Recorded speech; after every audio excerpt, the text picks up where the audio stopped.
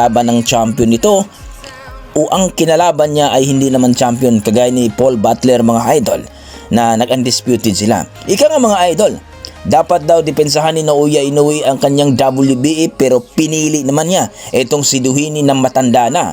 At ngayon mga idol, binaypas niya itong si Akhmadaliev.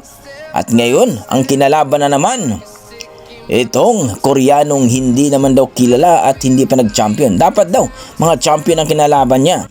Pero wala namang problema daw dito kay Sam Goodman kasi siya naman ang mandatory sa WBO pero hindi daw dapat WBO ang kinalaban niya sapagkat ang pangalawang depensahan niya ay ang WBA.